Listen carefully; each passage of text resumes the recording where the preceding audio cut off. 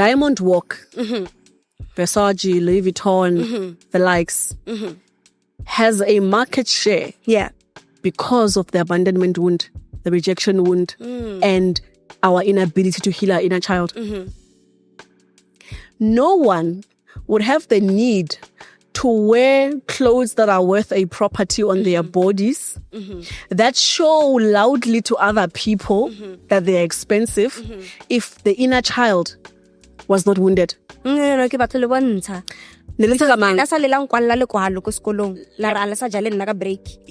No bonang lejang len. No lejang. Yes. That's what it is. We are a bunch of 12-year-olds trying to say, no ujang. Wano jale naga break ujang no. Riche kasi, ribi, renche havat, relatheleko. You've got someone who is writing an email, and their email is written in big English. But I hope it finds you well when you know you don't give a damn if it finds you well, right? And all you want to say in that email that you are not allowed to write in capital letters because Style Guide says you can't is Kitauraka spinning key. Ayaka spinning key.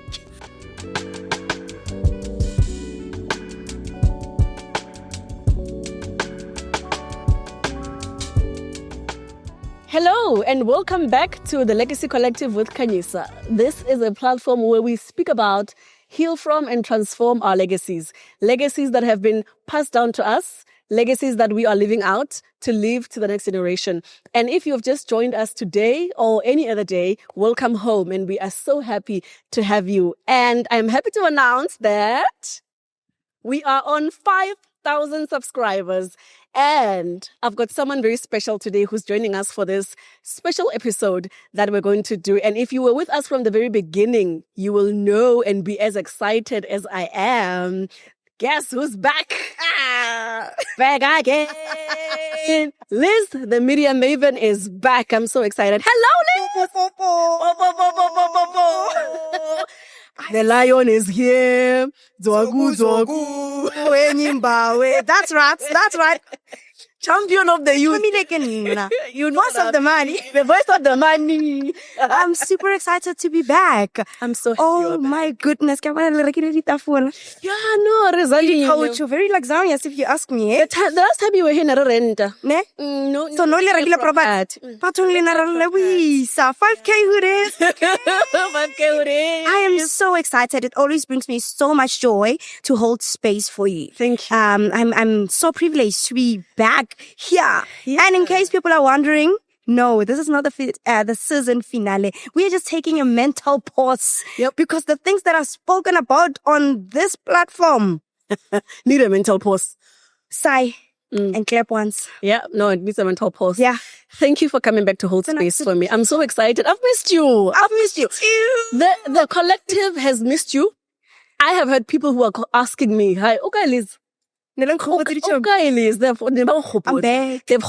you. I'm so glad you're back. So today we are going to not just have you hold space for me, but we're also going to reflect. Absolutely. We are going to speak about the crusk of this platform. Yeah. For people that have joined, who have not watched the first episode and have just joined and they want to re-understand what this is about and so on. So yeah, thank you for holding space for me. How have you been? Pleasure. I have been, well, podcast, it has me on bum jive. Into a bum jive. Like, it's about bum jive, guys. Like, it's like a washing. Yeah. Like, yo. And here's why. Yeah. Right? I think we live in a world that constantly forces us to look anywhere else but within ourselves, right? And I think what the content on this channel has been doing for me has been forcing me to look inward. Yeah.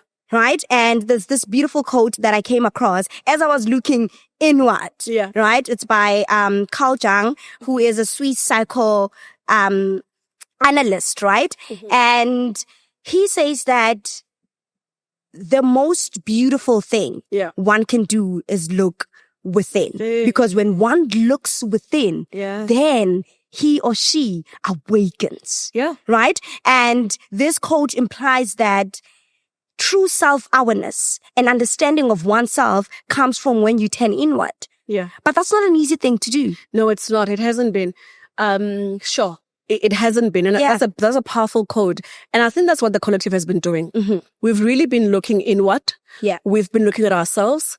People have been sitting and saying, hang on. Sometimes I'm the drama. Sometimes I'm the problem. Yeah. You know what I mean? And I think it is a brave bunch of people. Absolutely. That have decided to join the collective. Listen, there are days when I think I can quit. Someone else can do this. It's fine. I'll watch by the sideways. I can really watch by the sideways because it has been difficult work.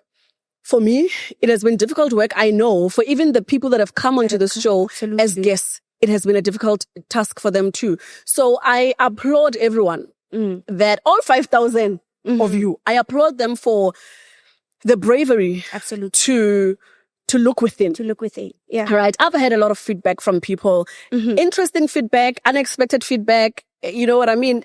Sometimes I think this is an accident.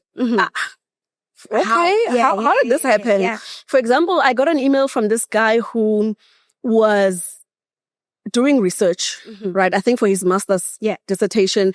And he says after watching one of our episodes, he actually had a prompting to go and look for his lineage and try to understand what actually makes up a lineage and so on. And one of the things he said in his email was, I am a polygamous man with 4 wives. And up to the 5th generation, that is me, my father and others have been in polygamous marriages and I've never stopped to wonder why. Yeah. And because of one of your episodes, I actually stopped and said, hang on, but why are we in a polygamous marriage? What is it about polygamy that works? You know, and he said something very important. He said, I want to set up something better for the 6th generation. Okay. And so I'm doing this research so I can find out. And I think that has been what we were trying to do here. When we say legacies that are passed down, legacies that are brought forward and legacies so forth, we are saying you understand that your people were polygamous before. Yes. And now you are polygamous. Just take a pause and say, why am I polygamous? Yes. But also, what is the stock that needs to be taken around this thing? And what can I then pass on? And when he's saying 6th generation, he may mean that he wants to advise other people against it. Or for it with a little bit more of a blueprint. True. Because if he's saying he's doing research, that means that he's trying to get into the nitty-gritties of what this thing is and how to make it work. I thought that was humbling. I was very proud of the gentleman that wrote to us. And so we had an uproar also, an uprising actually of firstborn daughters. And I think it was a special one for the both of us. We are both firstborn daughters. Hello. Household buffaloes, as they called us. That was interesting because that was a group of important people rising up and saying me too in a good way. In a good way. Yeah. We felt as firstborn daughters, we felt heard. We felt affirmed. We felt understood. And I think most of us started to understand our place, our office, and our place in the world. Yeah. And that was an important one for me. Absolutely. That was also an important one for me. Yeah. Right? Not only because I'm a firstborn, but because of what I saw would do to the people that are firstborns. I think it's humanity's greatest need to be seen, to be acknowledged, and for someone to say, to just acknowledge that, Chami, you are not the drama. You're not the drama. No. Not the drama. I think, but the most beautiful thing is just understanding why we are the way that we are. Yeah. Right? Because I feel like we will feel less pressure when we understand ourselves. Yeah. And we will become so disengaged from everything else. Yeah. The people that don't understand us, the people that think we are, aggressive instead of assertive, the people that just don't get it. But because we have found a way through this platform to say, oh no, hang on. If this has happened to so many of us, then there's something here. Yeah.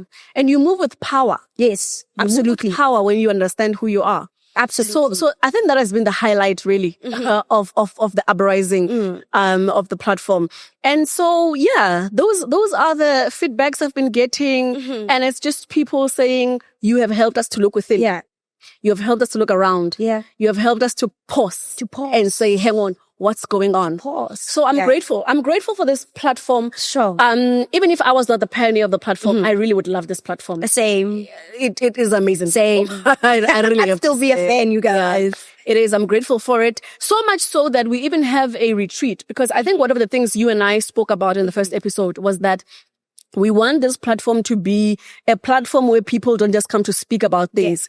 Yes. We walk away with solutions. We walk away with tangible things that one can do to improve their lives. Yeah. And that has been what we have done. We have a retreat coming up.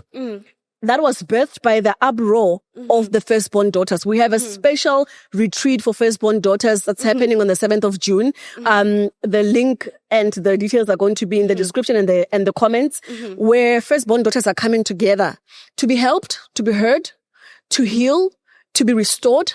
And so I'm looking forward to that. I was the first one to pay for the retreat. But I was the first one. Also, can you just see how ridiculously I'm smiling? Yeah. Like, because I just was want to on the just very suggest- first one, right? And one thing that you said, and I'm remembering it as you speak about the retreat, is that you wanted to be John the Baptist. And I think to live in the fulfillment of seeing it happen for me is just... Oh, yeah. I'm even getting she was like, oh my goodness. I you never are doing thought about exactly that. Because you said that, yes, we don't just want to come here and say, this and this and that and that and that and that. Yeah. But not give people a solution. Yeah. Right? Yeah. And you are giving people solutions. You are holding space for people. And the fact that people can send you emails to say, this is what I am doing because of your platform is exactly being what you had hoped to do. And I hope as we take this mental pause, you also get to assimilate that. That's true. Oh, thank you for that. Thank you for that. And actually, when you're saying John the Baptist, I'm thinking about how Bishop Vincent came to the podcast and we spoke and we had this uprising and it ended up in a place where he and I have joined hands to help Firstborn daughters.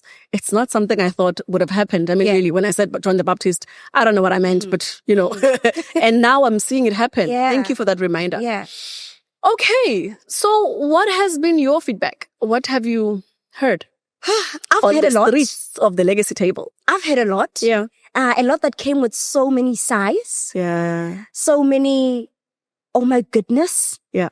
I didn't know. I didn't understand, but now I do. Yeah. I think that's been the most important thing for me about the platform, that it makes people understand more than anything, you know, more than looking within. It just makes them understand. And I've seen a lot of, including from myself, giving myself so much grace. Yeah. Oh, amazing. Giving myself so much grace that, look, you didn't know. Yeah. Right? Just arrived. You just arrived. You just arrived, honey. Yeah. You didn't know. But now you know. So give yourself enough grace so that you can trek forward and do better. Better. Right. Yeah. And I think, there's a lot. There's a lot to pick from. But I think what I'd love for us to talk about is inner child. Okay. Right? And it comes from the episode you shot recently with Aus Maria. Okay. Right? That got me thinking a lot. That got me thinking That was a painful one lot. to shoot. It was painful. It was a painful one to shoot. I think after the grief one, it was the second painful one to shoot. Yeah. Yeah. It was super, super, super, super painful. But I think what I got to understand from that episode was how we really cannot outlive what we do not confront. That's true. Yeah. Right? Yeah. From the way she spoke about, okay, this is what happened to her, and this is now how she is showing up. Yeah. I think oftentimes we don't think that that's legacy. Yeah. Right? So I want us to hone in and talk more about that, because that's what stood out for me. Because I'm like, you know, how you can go anywhere in the world and try do this incredible, amazing things. But you are always gonna face a stumbling block if the young cow doesn't understand certain things, is afraid of certain things, regardless of how much the adult you wants to push. Sure. Yeah. Yeah, that's true. And you know what? I've had conversations with people that are saying, but why would you put in a rape conversation inside legacy? Yeah. You know, we could be talking about properties, we could be talking about investments and an end. So why would this kind of conversation form part of your platform? Yeah. Right. And I'll take it back to the very first time when we sat and spoke about the analogy of this season. Yes. Okay. Legacy is great. Yeah. Right. We said the first season is going to be the healing and transformation. Yeah. And the healing and discovery season. So it comes from the analogy that if you don't work during the day, you will have nowhere to sleep during the night. And if you don't put two things together during the day, your kids will not have anything to eat in the evening. And we said, why would anyone not work during the day? Yeah. What would stop them from working during the day? What happened for them to choose not to work? Right? Yeah. And we said, let's go to the morning. The morning is your life stage, 0 years to 30 years. Yeah. And your day is our day. It's 30 to maybe 60. And then evening is 60 to toilet time, right? And those are life stages that we think about when we say our day, our morning, and our evening, right? Yeah. And we said on this season, we're going to go into the morning. Yeah. And we're going to interrogate the things that happen to people in the morning that influence how they show up in their day. How the things that are in the morning tank things that we're trying to build during the day and make us regret the evening. True. Our parents are currently regretting, they're in their evening and regretting their day and their morning. And they're observing our day at the moment with our struggles. And they're realizing that if they hadn't ignored the cue to heal from their morning, they would have become better parents. And we don't blame them because you and now know how difficult that is. Yes. We now know how difficult it is to exist in your day, try to build things in your day, build a marriage, build a family, build a career, business, build all of that. alliances and an end, and still exist with the healing word that are creeping up from your morning. But also don't just allow them to creep up. Yeah. Allow yourself to go confront them and come back with them and heal them. Yeah. Those things, that's difficult because it's a dual job. A very difficult job that you constantly have to do. Yeah. So that's where we are as a season. We are trying to interrogate everything we possibly can, discover everything we possibly can that happened to people in the morning so that we bring it to light, so that people's days can be coupled with healing of the morning, so that our children in their morning can have a better morning and have a propelled day that looks a bit different from ours because we are also delayed with so much ease. And our evening will be with ease because we won't be having kids that are healing from us. Yeah. Ooh. So that's what we're trying to do, to not have kids that are healing from us. Hi, Collective. Thank you for still watching this episode and thank you for tuning in.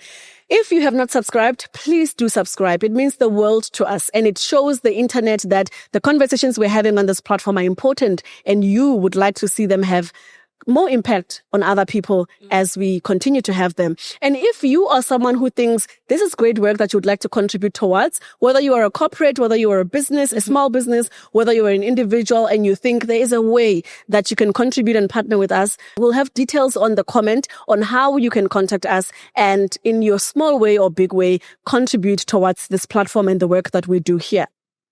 I see you. I love you. And thank you.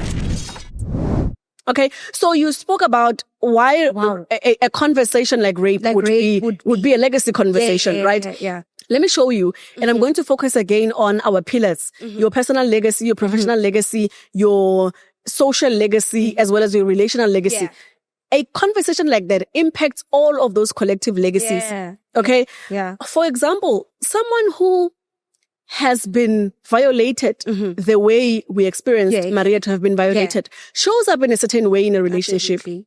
There are certain things that they will do because of the way they have been brutalized, humiliated, and made to feel unsafe. Yeah. Okay? Rape is an economic conversation. Okay. There are people who are existing in workplaces, in businesses that have been violated the way Maria has. Okay. That show up in certain ways. Let me give you an example. Okay. You will find someone who has a master's degree, who has been hired and has all the technical skills they were hired for, who will sit at the back of a boardroom. Yeah. And at every meeting, they will say nothing from my side. When you ask them a question, they will say, nothing from my side. From my side. And someone like that who has been violated will choose to keep quiet in that setting because they have learned from an early age that my voice shakes things. Yeah. Either my voice, when it is voiced, no one believes me because their mother didn't believe that they were violated. Or maybe when they were 10, they were violated by their stepfather and after speaking out, the marriage fell apart. Yeah. So then they learned that when I speak out, people's structures change Not for the better. and they get destroyed. So I'm going to sit in that boardroom and say nothing. To try and keep things intact. And keep quiet and say nothing from my side. Ooh. Right? And that's why we are saying it is an economic conversation. It is a professional conversation. You will be so surprised as to how many people we exist with on a daily basis that have been violated, that have never even spoken about it. Okay. Yeah. There are relational consequences to this kind of violation. Yeah. I was sitting with a lady the other day and she was telling me about her healing journey. She's healing from the mother wound. Okay. But as we were talking, she says to me, you know what? I have actually realized how I was about to damage my own child because when I was young, I was violated by my stepfather and I never told anyone. Right? And I grew with this thing. I hid it. But what it groomed in me was that men are not trustworthy. Men, remember their small mind could not fathom. Yeah. This person is a stepfather or a biological father. To them, it was a father. Yeah, absolutely. Right? And so they grew up with that concept that when a man is with you, they can't be trusted. And so she perpetuated that into her own child's life. She would have hyper palpitations when her husband is changing a nappy of their daughter. And the husband would be saying, but this is my child. What's your problem? She's keeping a isgaga. That is influencing how she parents. Right? And so that's why I'm saying it's a relational conversation. Yes. Right? It's a professional conversation. It's a personal conversation. It's a societal conversation. We won't even go into what our statistics are saying. About that kind of violation. We won't even go there. We saw what happened when a young girl was violated and the whole country was in an uproar. And that uproar was not just because we were bored. It was a reflection of who we really are as a country. So that's that violation. We spoke about dysfunctional families in the mother wound. In another episode. And that is a social conversation. Dysfunctional families are crafting how we show up as people. They are crafting how we are as society. I was thinking about this the other day. That there is a phenomenon in the country that people know as bumma. Right? Exactly. And ask any woman about bumma. They will share experiences, terrible experiences. And what bumma is a phenomenon that was born from the fact that petty men have zero boundaries with their mothers. And so that thing has infiltrated itself into their marriages.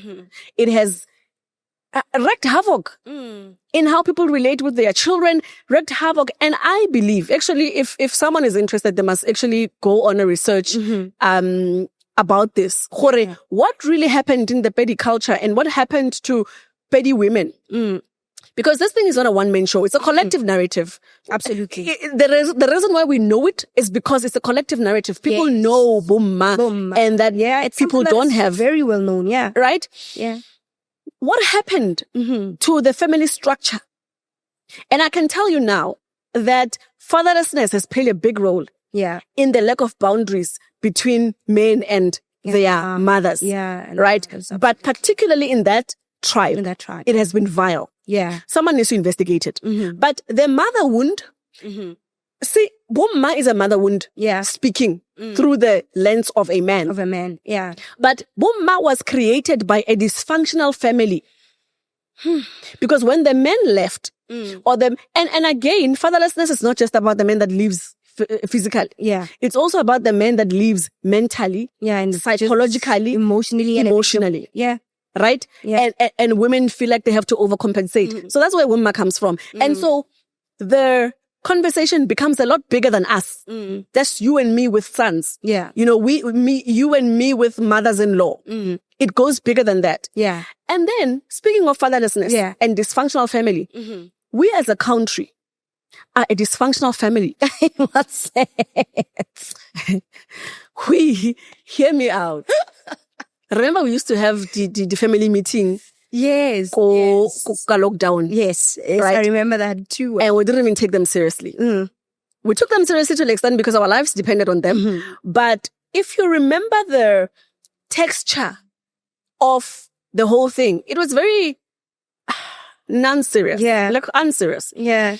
But here's where I'm coming from. We are in a state of fatherlessness as a country. Okay. In our families, in our clans, in our tribes, and as a nation.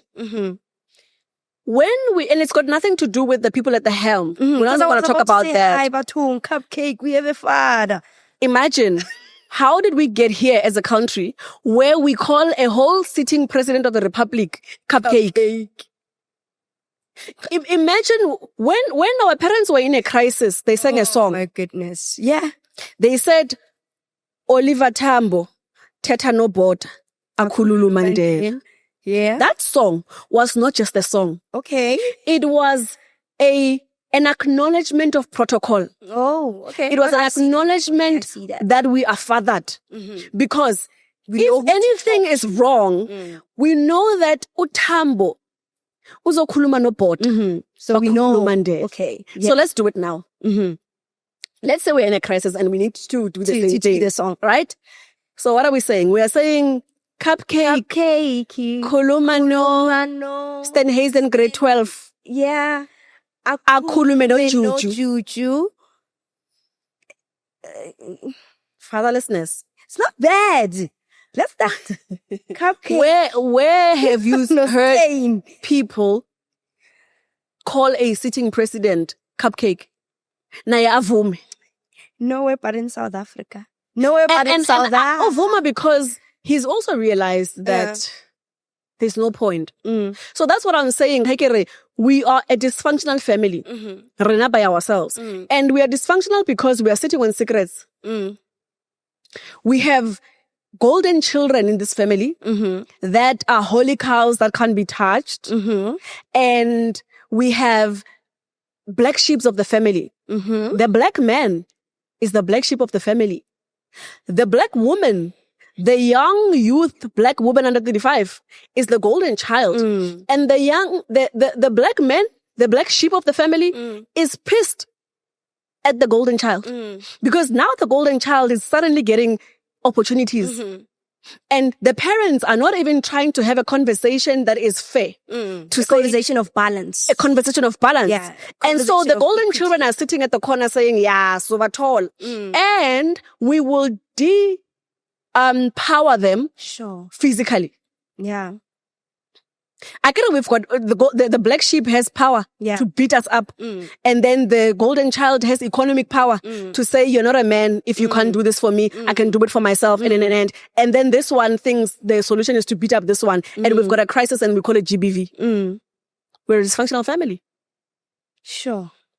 So there's no way we can talk about legacy and not talk about dysfunctional families. Yeah. Absolutely. Yeah, so that's a social condition by itself. Yeah. So, I think you say it so beautifully because also families, like you always like to say, are the cornerstone of society. Yeah. So now the fatherlessness is now affecting the whole nation and in every sense and in every sphere. Yeah. Yeah. And that's just social, right? There is also relational and professional. Yeah. Let's talk about the mother wound and how it has affected people professionally. And again, we'll go to the professional setting. Professional setting. Okay. We've got amazing programs at the moment where people are helping entrepreneurs, young professionals to get ahead, right? And we've got things like your mentoring program where people are given mentors, right? Yes. When you've got a crisis like the way we've got a crisis of the mother wound and the father wound in the country, you are actually Yeah. when it comes to those solutions because you are trying to give a mentor to someone who has a mother wound, does not know how to unmet emotional needs. Yeah. But also has never experienced an older woman come to the fore with resources and with helping them to navigate life. My mother has not helped me to navigate life. Now I'm an adult. I need to let another woman help me to navigate life. It's not going to happen. That's weird. It's weird. Like, what do you want from me? What do you want from me? My father has... But also, what do you want? Why are you coming through? Why do you care about me? Yeah. Right? My father has left me, whether emotionally or physically, right? And now I'm given a man in corporate who must now guide me throughout the journey of life. I don't know how to relate to a man. Whomst are you? Who are you? What do you want from me? Yeah. And again, the violation conversation. Someone might have had an uncle who put them on their lap and violated them. And your inner child might be having a trigger that says, when a man is kind to me, when a man is offering a sweet to me, it's because they want to do something to me. There's a price to pay. There's a price to pay. And so you are here as an adult who has that wound. And there's a man that's offering an olive branch and saying, let me guide you through this. You know what you're going to do? You are either going to push them away or you are going to now panic when they're not making a move on you. Yeah. Because what you know and what your inner child knows is that men look for something from me when they help me. And you probably will panic to an extent where you are actually seducing the man. Because you don't know what it looks like for someone to put you on their lap without you giving them back anything. Yeah, or without making any sort of advances. Yes. So when we think about a corporate conversation and we want to ignore something like the mother wound and the father wound. Yeah. Like I said, Rebecca cannot. Yeah. You know, and that's just dysfunction and the mother wound. This is some hectic stuff. Yeah. This is how I'm feeling. Thank you guys. This has been the Legacy Collective. Bye. Because whoa, I feel like that half the time, halfway through a conversation, I feel like saying, cut. That's hectic. Yeah. That's it is really hectic. But I mean, there are also other things that you've spoken about, right? On this platform. Yeah. That I feel ties in with the mother wound and the father wound. Okay. Let's talk about our finances. Ooh. And how... That's a big one. When we have these wounds, how do we then show up? Like our relationship with money, because quite honestly, that's also very, very, very important. Yeah. Right? We need money to get ahead. Yeah. But it is the management of it, the lack of, that makes the world go around. So that's why we had the conversation we had around money traumas. Yes. With Busi. And money traumas are such a big part of our economy. Yes. They're a big part of our marriages. They're a big part of our families. Yes. A big part of our personal identity. Yeah. Hence I'm saying makes everything go around. Yeah. Think about the personal identity. When you've got a scarcity mindset, there's a certain way that you behave around money. You know, there's the famous saying, Khanyisa M, money loves me. Money is comfortable around me. When money wants someone to talk to, it'll come to the room and choose me. That is a mindset that she has cultivated for herself, right? And you would really need to believe it deep down to voice it out like that. And some of us have a mindset of scarcity with the intention of abundance. And we always get the result of who we are. There's scarcity. So I can, I can stand here and say money is comfortable around me, whatever. But if I am coming from a mindset of scarcity, the scarcity is always going to show in the decisions I make around money and in the decisions I make to make money, to keep money, and so on. The other day, a friend of ours was telling us that she was scammed. So she's got a business and she had put in a tender somewhere. And now these people had called her and said, your tender is ahead, and so give us this much so that your tender can go in. And she did that. And so they scammed her. They disappeared with the money. They were not even the employees of that government institution. And we said to her, but scammers scam us. You got scammed because you were already a scammer. Sorry, what? So think about this. If I come to you and I say, if you give me 500, I will bring it back in 24 hours as 5,000, right? We both know that that's not possible. But maybe in your scamming mind, But the scammer in me, your scammer in you will say, maybe it's possible. Maybe it will scam other people after me. Let me do Or it will scam other people for me to actually get that money. Thank you. So because you were trying, so someone runs away with your 500 that you were trying to get to be 5,000. But because you already were a scammer that was trying to scam someone 4.5, you have been scammed 500. So if you were not a scammer, you would have taken a step back and said, but hang on, this is not possible. But the scammer in you went forward and said, no. Let me do this. Yeah, right? And I was saying that to her. And I said, maybe you also didn't believe that you were worth the tender. 1. 2, maybe you didn't believe that there is abundance of another tender if this one doesn't come through. Yeah. Because there's also that. The decisions we make are based on what we really, really believe about a situation. Yeah. If she believed that there's abundance in the world, her business ideas are good, and her company is bound to get more work, she wouldn't have lost the money that she lost. She would have let it go and applied for more business until she gets the one. Yeah. So that scarcity mindset got her to a place where she was scammed. And again, there is this lady, 6 years ago, we're at a restaurant, and she got an appointment letter from a company. And this was millions worth of a contract. And you know what she said to me? She was like, dude, do you know that if I break anything in this mall, I can pay for it? And I thought, And you thought, hi, Bochum. so my business, a whole businesswoman. Remember, this person this is not her first contract. Yeah. She has a business, has been running a business. You would think that has a master's degree and you would think that she will have something else to say Other than upon seeing the letter. Yeah. But if you interrogate and investigate where that comes from, it's the inner child. The inner child that was told, how got 2 and 12? If you dare, Or maybe just don't touch. don't even Look play with your soccer. eyes. Don't play soccer because you're going to break your neck and we don't have money to take you to hospital. And today their inner child is finally saying, oh, I'm safe to play. I'm safe to break stuff because now I can pay for I have stuff. the money to. That's a money wound. Yo.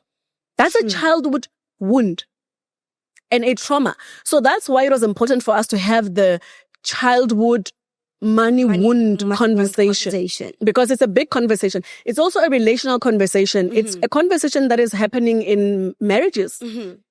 Apparently, families are falling apart because of money. Because of the dynamics of how money is managed, how money is made, how money is distributed. And if 2 people could just come together and realize that they are saying these things based on their wounds, right? I always say that in a marriage, you are always going to find 2 inner children that are fighting for space, that are failing to soothe each other, that are failing to share toys. Yeah. Well, anywhere really. Now that you've explained everything, anywhere. Yeah. Yeah. In corporate, In corporate, We in are- schools. yeah, I mean, in varsities and everywhere. We are a bunch of children. We are a bunch of 6-year-olds in corporate that are wearing black suits. yeah. The boss babe.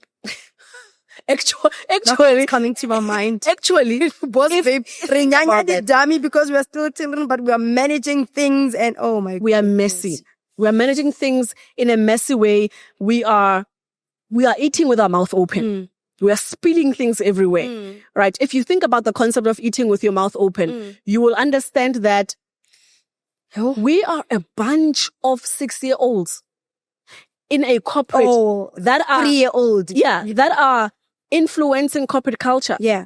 And corporate culture has also put in place things like Legislations, policies that must manage our inner children.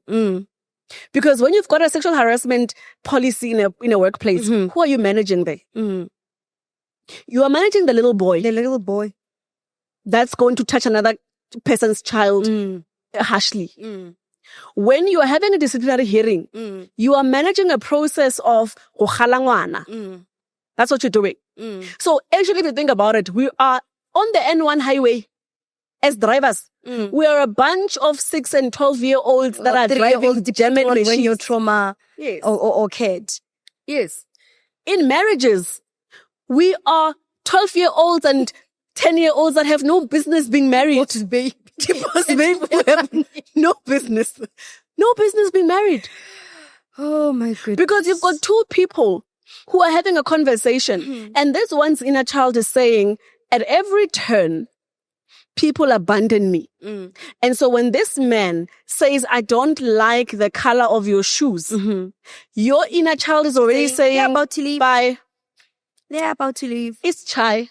Yep. When the man's inner child has been mocked so much, bullied so much, grew up without shoes and an end, and all they want from you is to be soothed, is to be not judged. Don't tell me you told me so. Because someone else has told me that they've told me so when I was a child. I tried to go out into the world and I tried to do something, play soccer, go somewhere, and I got a beating. I got a beating for getting hurt for the thing that I was told not to do. So I'm coming into this marriage and you're telling me you told me so. Give me a break. You know? And we saw it again with parentification. Yeah.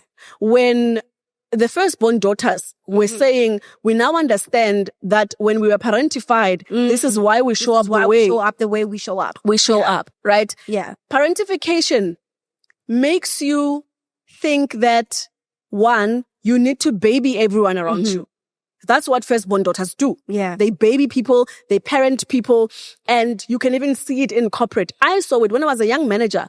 I saw how I used to, because I'm a firstborn, and the first leadership style I know of is one of being a firstborn and being the boss Of your siblings. of my siblings. And I also knew that I can't rely on them. When you tell them to close the windows of the whole house, you also know that you have to go back and check if all the windows they actually did what you said they must do. But you know how that showed up in my management style? I would either give someone a task, someone with a master's degree who is hired, qualified for this job. When I give them something, I call it delegation. Halfway through the task, I'm fiddling into the system and checking if they're doing the right thing. No, remember, I'm a firstborn daughter. Now we've got a firstborn daughter card. Yeah. Like everything we do. I'm a firstborn daughter. Need a patient, guys. Give But it it's firstborn. self-awareness. I don't know how to do it because now I've done the work. I've done the inner child healing work, right? And I understand who I am and how I show up and how not to show up in certain places. Yeah. So I would do that, right? And that someone will call it micromanagement. Micromanagement. Yeah. And then at the same time, the same person who goes into your things or doesn't give you feedback when the things are not done right, they just fix them. Do you know how disempowering that is? Sure. Very. When you've got a manager who doesn't tell you that you didn't do this thing right, you just see a report that's been presented, that and looks you're just different like, but from the one you made. Absolutely. I think, but also it will play at which inner child wound you have. If I'm a last born and you're doing that, Sharp, Ucho. Yes. Do all the work. You want to do all the work? Yes. Actually, when okay. I was in that role, I was not self-aware as I am now. And actually now I'm thinking to myself, I wonder, and maybe I should do this survey with my current team in my company, because there were people that were just like, oh, you're not going to give me feedback? You want to finish that for yourself? And then there were people who would be resentful. Yeah. And I imagine that would be very disempowering to a person to know that you've got a boss that won't give you feedback. Absolutely. Because also, I was the kind of boss that will give you undeserved leave. Whether the system says you have leave or not was besides the point. The point is, I sympathize with you. Your child is sick, so I'm going to give you leave. Yeah. You know why I did that? Because I was showing up as the big sister. As the mother. And people were not looking for a mother from me. They were looking for a boss that empowers them. Yeah. A boss that is going to do proper KPAs. Yeah. And make sure that they get a promotion. Yeah. Because you're giving me leave days and buying my child a gift card or a gift or whatever is not going to get me a promotion. I'm not here in this workplace to get a promotion, to get a card from you. I want a promotion. Yeah. So in my journey of self-awareness, I then realized, oh, okay. Don't do that. This is the kind of manager I was showing up as. Hectic. But that's when you are self-aware of who you are, how you show up, because parentification as a firstborn daughter has done that to us. Yeah. Another thing parentification does to you is that you learn from a very young age that authority cannot be trusted. Because you have had people that reneged on their word and their responsibility to take care of their own children, and you had to take care of those children because you were parentified. Yeah. Tell me how you're going to walk into a marriage and fully submit when your inner child says can be trusted. Authority cannot be trusted. So how on earth am I allowing a man who is now authority just because he's a few years older than me and he happens to be a man, and now Jiggy Jiggy is a husband, and Jiggy Jiggy must trust his decisions about my life, all of them, because there's the thing, you don't submit kachans. You don't choose. You don't submit Monday today and then tomorrow like submission break. No, when you are married, you submit full stop. You don't submit But when you are someone who has an inner wound that says, I cannot trust authority, you will have a submission problem. Absolutely. And you think that you've got a respect problem. Your husband will say, I don't respect you, hey. You think it's an adult problem. Oh, no, my darling. It's an inner child It's an inner child problem. Yeah. And I share my gabi. I love you and stuff. I love you and stuff. But authority can be trusted. Yeah. It can't. So those are the things that we have learned about each other, ourselves. And it has been a journey. But I think one of the most important things is to just understand. Yeah. Our morning is crafted by our inner child. It's hugely crafted. Yeah. I think how life is set up is so unfair. Yeah. Right? Because at times you are trying to look at their inner child before the wound occurred and how they were showing up, and it literally fragments. You can't even place your mind on that. Yeah. Because I feel like if we all operated from inner children that believed, that didn't fear, that went ahead, we would be showing up as adults that are incredible. Would be incredible adults. We would be fantastic. Would have booming businesses. But unfortunately, it's not like that. So now, Khanyisa, where do we go? We heal the inner child. What needs to happen? We heal the inner child. Yeah. We heal the inner child. It's not an easy thing to do. Your inner child is that child inside you. Because people have framed the inner child as if it's some little Legos that walks around with you or that's following you. Yeah. An inner child is real. It's the little girl in you that has had to learn frame your mindset based on the things that they learned around them. The narrative you have about yourself, about life, about parents, about people as a whole, are cultivated from the inner child and her experiences. True. Who you were at 6 still plays a role in who you are right now. And when you walk around with that inner child who is still wounded by whatever, we have a lot of wounds. Yeah. We have abandonment wounds. We have rejection wounds. People that were violated have many other wounds, right? We have humiliation wounds. Yeah. Someone is walking around with a humiliation wound, right? Sure. And has this big business idea that they want to venture into. But because they've got a humiliation wound that happened to them when they were 12, they keep having a voice that says, "Unana yake? O tlo itshola? O tlo itshola? Or wa gopola? Wa screama, Wa gopola? wa tlhatsa, walla. Try it, you see.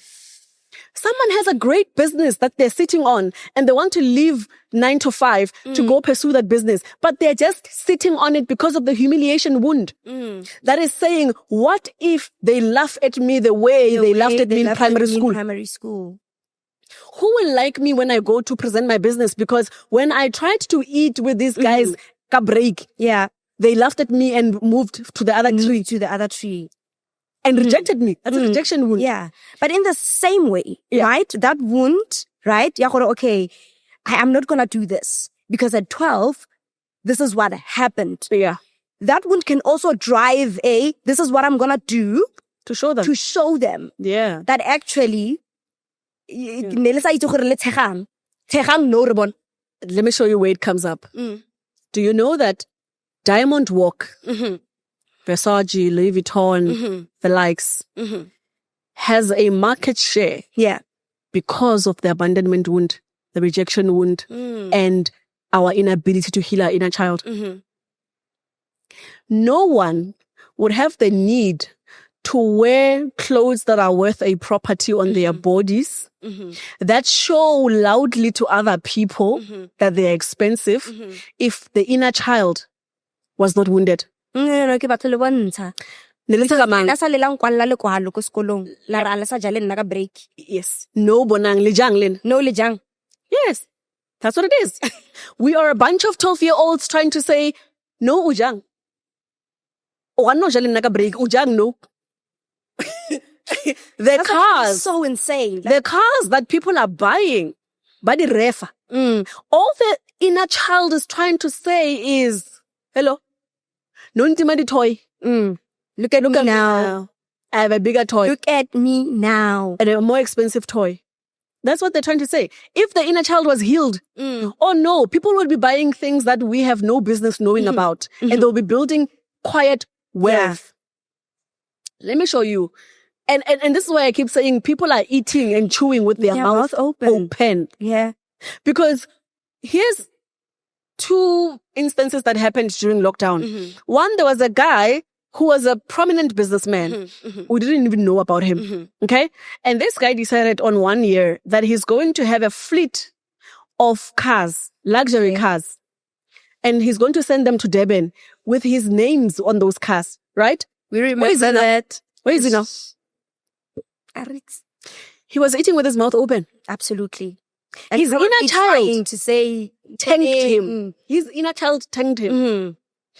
There is a guy that got money from a tender PPE during lockdown. Don't even remember his name.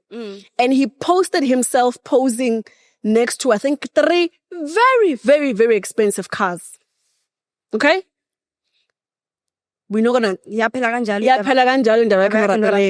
Why? The inner child was screaming.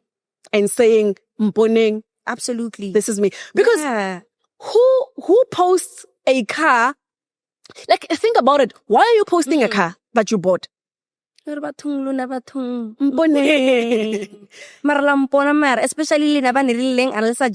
but also it could also be you saying to your mother who never saw you, Mommy, I'm doing well. To your father who left you and you don't even know where they are. I don't know if you're hoping they'll see you on social media, but you are saying social media is also you left me and look at where I am.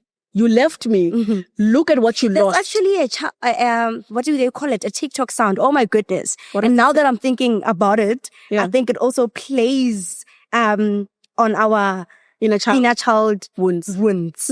It says something like, if you thought I was not doing well Oh. without you, Oh. look at me. I am doing so well. Yeah. In fact, I am happy. Who are you telling? Why don't you call that person? Like, why don't you call the person? But actually, you should be. Actually, that person who's saying it that way is better. We are saying it in the most subtle ways and the most expensive ways. So, when we fall pregnant, these days we have 5 stages. I'm sure you would know. It's a 5. It's about 6. Stages? Yes. Of how we eat with our mouth open. Yes. Okay, let's count them. So you fall pregnant. So you fall pregnant, right? And then you do a pregnancy announcement, like we are pregnant. No, before you get there, You go into, you show your husband. you show your husband, and then with a husband reaction video, right? Yeah. And then after husband reaction video, we go to a baby photo shoot. Scan. We are pregnant. So you're showing 1 plus people 1 your equals child. 2, 3. You're showing your people your child on a scan. Yes. You showed people your husband's reaction to probably life-changing news. Yes. That the whole world, not even the whole world has access to see. Okay. That's number 2, right? And then number 3, you have what do they call it? Gender reveal. Right? So we do. No. You go to a photo shoot. Don't you go to a photo shoot? Yes. Yes. You're on a maternity shoot. Yes, you're on a maternity shoot, right? And then after more, you go to do a gender reveal. Got the balloon, it's a blue, it's a pinky, and then they do this pop thing, right? It's a boy, it's a girl. Yes. And then after, with the gender reveal, you then do a baby shower. With the colors that you like, because now you know the gender, so it's easier, right? And then it's a baby in bloom, right? Wait, what? Baby in bloom, get baby shower. That's what it's called nowadays. Yes, baby in bloom. I need to have a child. Me? Baby. Wow. Baby in bloom. After baby in bloom, with so let's see, now it's baby in bloom, they celebrate again. You give birth. Then now you don't just give birth, my darling. Stick with me. Okay. You don't just give birth with a delivery shoot. So I show people when my child is coming to the world. Yeah. You show people upaka bag. So hi guys, I'm packing my bag, right? And then you show them all that. Okay. Right? Yeah. And then you give birth. And then right? You show the baby, Allah, and then you put the baby on your chest. And this child just got on earth. Like, they just arrived. Yeah, and they haven't consented, but who cares? Who cares? We put the baby on the chest, right? Yeah. And then after, we go home. So, Rita, baby arrival. I've even lost count. But baby arrival.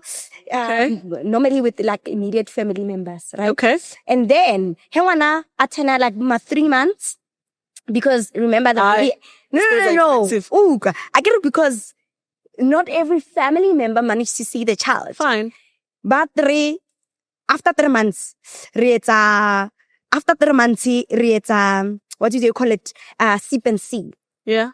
Where people just come and then we sip some nice cocktails or whatever, and then they see the baby. Because now the baby is 3 months old, and it is known that after 3 months, Ngwana can handle. I like that. It is known that after 3 months, Ngwana ke gona right? Emelana le memoya and stuff. Mara, you have showed us this baby. Ko godimo ga stick. Yes. Wa re bontsha yena ko godimo ga sona. You walked us into your bedroom, your matrimonial home, your sacred space. In the name of content creation, you have shown us where your husband sleeps. And us, I mean immediate people, your followers, as you call them, the whole world. Literally the whole world. When you do that photo shoot and you are not wearing anything on your stomach, you have showed us your child. Depending on what technology I have. Depending on what technology I have. Hey, I'm from Limpopo. Look on the Zoomella. I'm from Limpopo, okay? depending on what technology I have, I can then see. Fine. You then do all of these things. You are telling people if your child is a boy or a girl. That is hectic. That is super hectic. You are eating with your mouth open, and we are seeing your throat. And Allah. Was screaming. That gets me every time. My goodness. Yeah. But here's the thing. There's a whole commercial machine behind what you've just outlined. Yeah. All these things that you said have people that are cashing in. Has a commercial machine that's cashing in. What we are not seeing is that we are in the hands of branding, in the hands of advertising. And that's what it is. Yeah. You know, the other day I heard Pelilibian speaking to Lungelo about alcohol and how alcohol was introduced to us women and we were targeted. I agree with her. I started to think about how I was introduced to alcohol. I never had alcohol in my teenagehood. I never had alcohol in my young adulthood until the first glass of wine I ever had was a very beautiful glass of wine, ekaka, right? When I was in my mid-20s, because I was watching a movie or a series, and there was a lady in there that I admired, Olivia Pope. She was like my alter ego, because they sold us empowerment. What I saw with Olivia Pope was empowerment, the suits, the being able to take care of things. You're the fixer. You are the fixer, yeah. Right? And then they subtly introduced to me that when you are a woman in that stature, you need a glass of wine. After a long day, when you've fixed things and you have, conquered the world, you need a glass of wine. That's how I started drinking wine. Until one day I was like, what is this? So they were basically saying, so Chomi, after being controlled by your inner wound of parentification and fixing things, here's more problems. Numb the problem here. Oh, hell because no. Alcohol is a drug. Hell no. And we're still going to have more conversations around how alcohol is a drug and other drugs here. But it is not something to laugh about. It's not something to joke about. It's something that people are targeting, like Penny was saying. Yeah. People to twitch legacies, to twitch bloodlines. Sure. To twitch the fiber of society. If people are already even saying that there is alcohol that is child-friendly, what are we looking at in the next 10 years as far as drugs and alcohol are involved? Concerned. Anyway, the inner child is a big thing. It's a big thing. Everyone has it. People need to heal their inner child. Yeah. People need to heal their inner child. Hence, I said that's exactly what stood out for me. Yeah. Because, when we started, I'm like, I made the realization that I can go anywhere in the world, but if the little Khao is not healed and has not come to terms with certain things, I'll just keep going around in circles. Because all I'll be doing is feeding these wounds and thinking that I'm being progressive in a sense, but just actually feeding wounds and just going around in circles. We've got a lot of great organizations that are being tanked. Yeah. That would have a lot of potential because they are led by people that have not healed. That have not healed. Yeah. We have people that could be in partnerships that could work. I always say that I don't understand why people are so committed to having 100% of something that doesn't work instead of plugging themselves into 10% of something that works with other people. Yeah. But that's because we've got wounds that don't allow us to do partnerships. Some of us grew up in households where you were told that your voice doesn't matter. That if you speak, no one will listen. Or you were the last born and someone else was the firstborn. And when you guys fought for the remote, your mother would say to the firstborn, hey, wena, mufa remote. Mufa remote. And then you learn that now when I voice out my needs, no one cares about those needs. And so every time someone has to benefit, I'm the last to benefit. And so when I get into a partnership and something does not sit well with me, I'm not going to say anything. I'm just going to be resentful. Yeah. And then I'm going to not contribute towards the partnership in a way that makes it work. Yeah. Because have been told that my voice doesn't matter. Yeah. One, I don't even have conflict resolution skills. Because every time we were in a Bickering. household and we were bickering, Yeah. the one that atafang the most will get their way. Get the way. Now you will get even in a marriage where see the husband, the reason why firstborns are hard to get on with lastborns is because the lastborn is used to saying, and they give them the remote.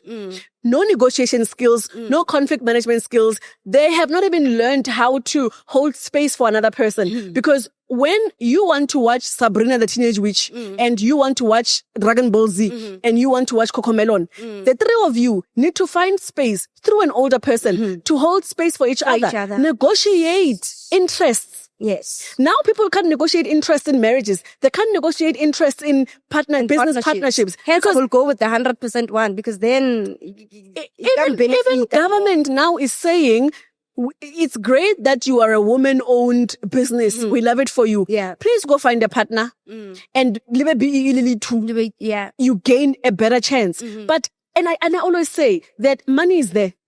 Money to fund businesses is there. Good men and good women to marry are there. Okay? Friendships, amazing friendships and acquaintances are there.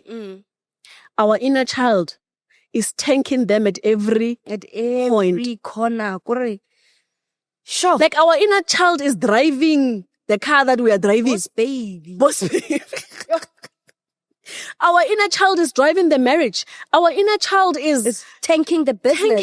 Oh God! Our inner child is buying a fleet of cars. Yes, and putting them for everyone to see and question. Sure. And then tank your whole livelihood because you have not. Our inner child is getting into marriage and saying, You know,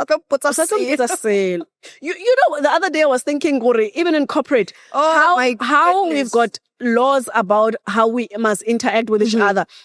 It's because we've got people that are saying, Minang pumekas, right? With your nice twang Harvard English, the pumekas still exists in you, right? And people, oh yeah, pumekas, ne? I'm sorry. Now I think you're better. Yeah, I've seen worse. You're better. I think I'm not thinking about it anymore. Yeah, now I'm thinking about it. I'm like, social. Yeah, I showed them what was me. I think Lijesonyana. What you said? Hey, I want to get so oranna. So I don't renche jeso. Side. Renche kasi. Ribi. Renche Harvard. You've got someone who is writing an email and their email is written in big English. But I hope it finds you well when you know you don't give a damn if it finds you well, right? Yeah. And all you want to say in that email that you are not allowed to write in capital letters because style guide says you can't is spinning key. That's what you're trying to say in that email. Your inner child is trying to say to the bully that bully sugar break. And we've got nice terms for it. For your advisement. We've got weird things to say. But you are trying to say and that's there are policies that are written all of that govern spinning kick.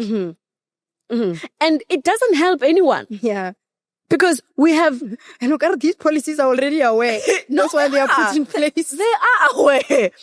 People know that the boss baby, we are walking around as little girls and little boys. And that is what they are trying to navigate. Yeah. Right? So I would say when you're healing an inner child, you are saving marriages, you are saving yourself, you are saving the world, you're saving society, you are saving your business and your career. Yeah. When you're healing an inner child. There's grace. Oh no, there's grace. We can heal. I think one of the things we must never, ever, ever walk away from is the fact that there's grace. We've seen it. We've seen it. Yeah. We are hosting a retreat because there's grace. Because there's grace, yeah. Right? We are having more and more conversations of people that have healed because there is grace. People are writing amazing books. We've read books on this table because there's grace. We must just master the courage to sit with ourselves, to look within and say, no, Chomi, here you are wrong. And just be honest with ourselves. I think we're also so scared of being honest with ourselves because also we probably also an inner child problem. We often go to the people that celebrate us the most. The people that can't tell us anything. That, especially when we are breadwinners. To that particular person, that was not okay. Yes. The way you did this and that, the way you reacted, the way you did that was not okay. So I think it is But very it doesn't important. happen. Yeah. It doesn't happen when you are talking to a 6-year-old. Yeah. Because a 6-year-old is not trained to say, you don't talk to other people like that. Yeah. Depending on what kind of household they were raised in. Bayorara, kamautu on the floor. True. They will cry for things. They will get in any place to get away. Yeah. With what they're not meant to do. Absolutely. And one of the things I've also learned from this journey is to let go of judgment. Yes, you didn't know. 1. Yeah. You didn't know. 2, you also don't know what you don't know. Yeah. Right? And 3, I've also just learned that people struggle with the same thing in different ways. I'll give you an example. Yeah.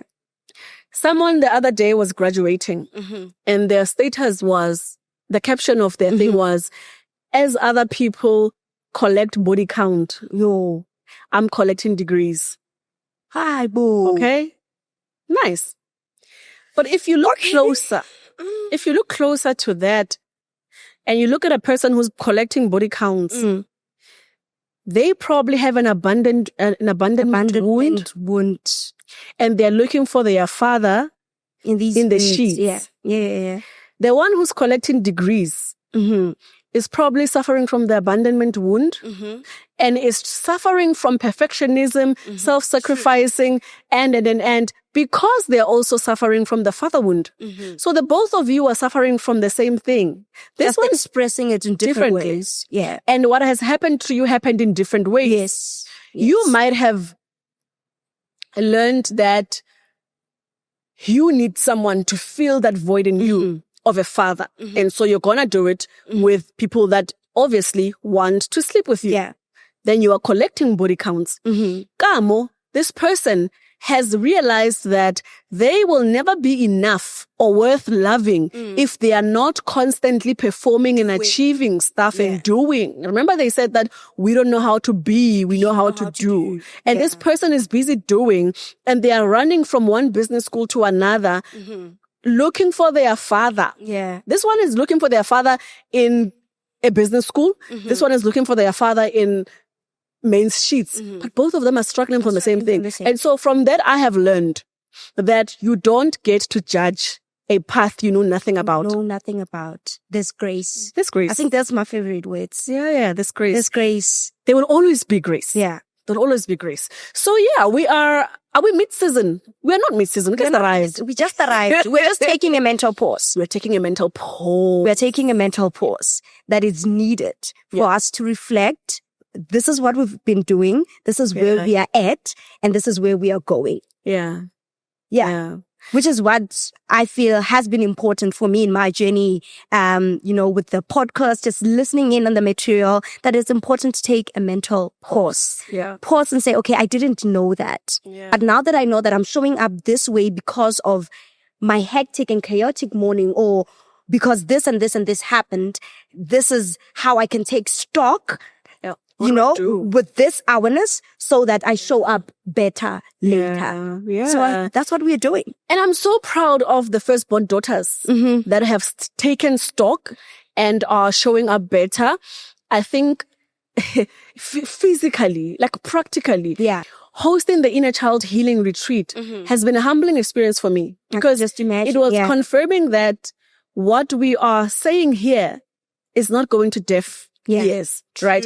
But also that there are people that are as brave as us out there, that are willing to be intentional about doing the work of healing. And they are saying it is not easy. We don't like it, but we're going to face it. We're going to conquer it. And we're going to, at the end of the day, leave healed legacies for our children. Wow. And I'm proud of that. I think I must say this into the camera. Yeah.